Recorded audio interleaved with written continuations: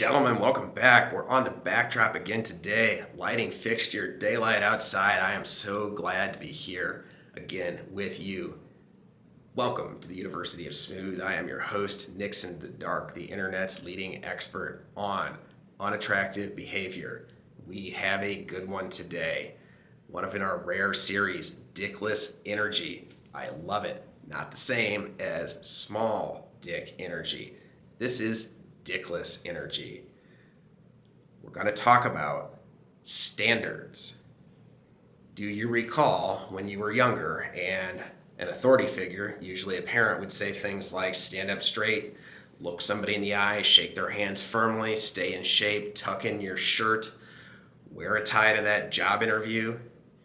What they were doing is explaining to you that standards are a part of life. If you were a teenager, you grumbled about this. I sure as hell did. I hated being told that I had to have social skills to get by, that I had to have soft skills. I still don't like that phrase, soft skills, but my parents would impress that upon me. And by the way, it took me years after them telling me to accept that I had to actually get better at it.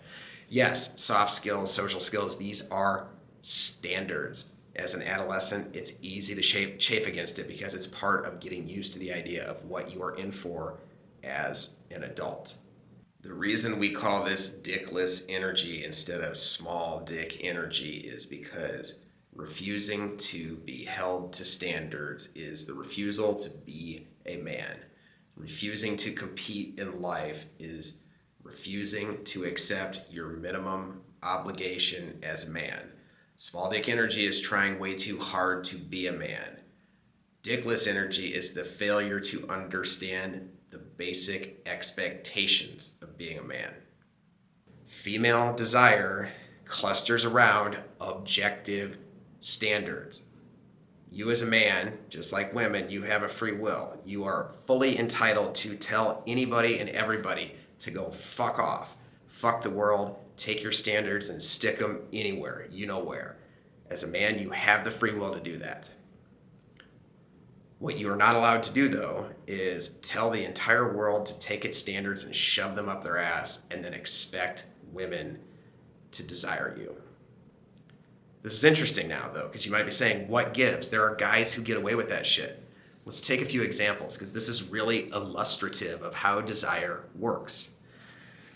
There are loser, burnout guys who will have a negative attitude like that, yet somehow seem to have women who are really interested in them or maybe loyal to them, despite all, objective evidence. You're like, why is this woman interested in this dude? He does not live by any of society's rules. He's a rebel, right?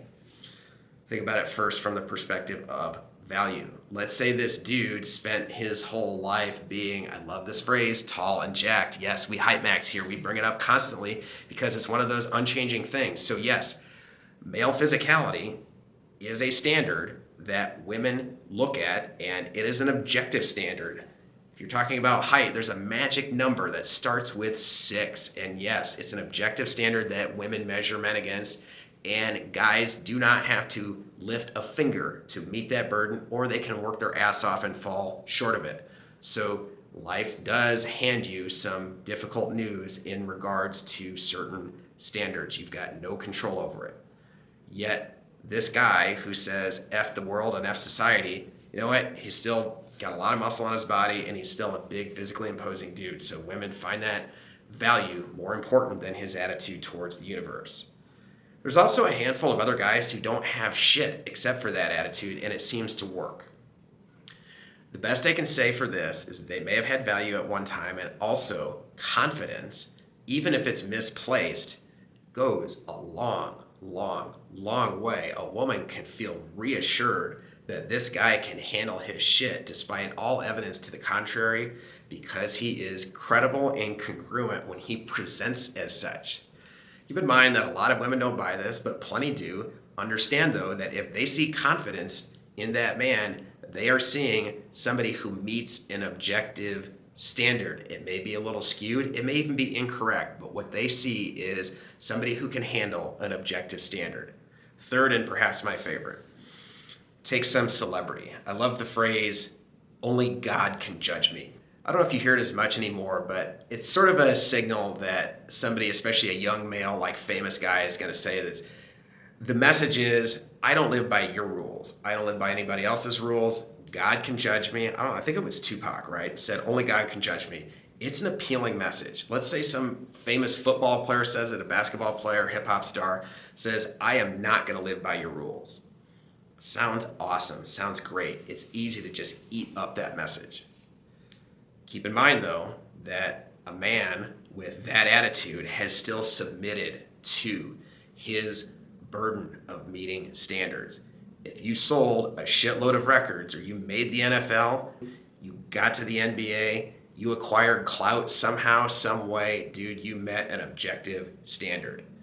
This is kind of refreshing in the sense that if you meet these real world standards, you have behaved completely contrary towards your attitude. So the attitude doesn't matter at all. It sounds kind of intriguing. So what do we have here? A man establishes value first.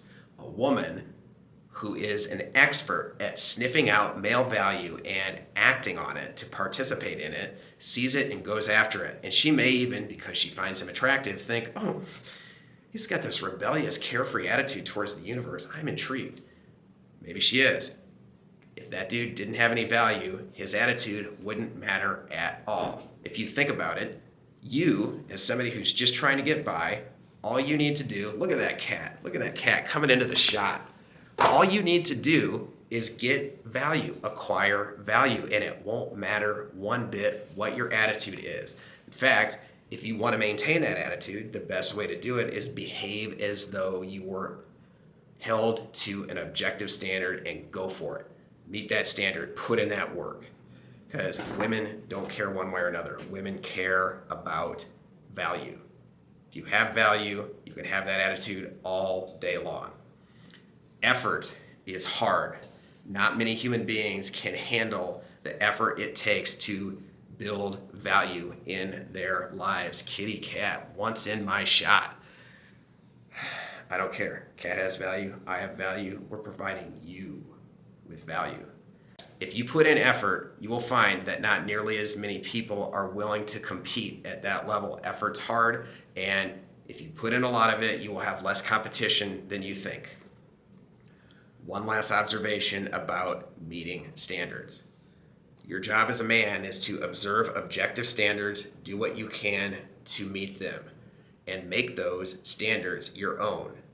If you do, and you meet or surpass them, women will desire you more for having done so. Having said that, individual women may still take exception because they have subjective preferences. Perhaps it's a woman who has history with you, and she doesn't think that you have met her standard. We don't deal with that. We can get into, and we will, how that dynamic plays out. But the standards we're talking about are objective standards, not subjective preferences. You are not allowed to impose your subjective preferences on the standards that society has for men and women, and women are not allowed to impose subjective preferences. They may do it to disqualify you. That's fine. You do not qualify for them by meeting objective standards. That's a different subjective situation that has a lot of intertwined thoughts, feelings, and emotions that must be dealt with separately. We talk about objective standards, and your mission is to go out there and meet them. We are here to help. Thanks for listening. Like, subscribe, and follow You of Smooth for more content.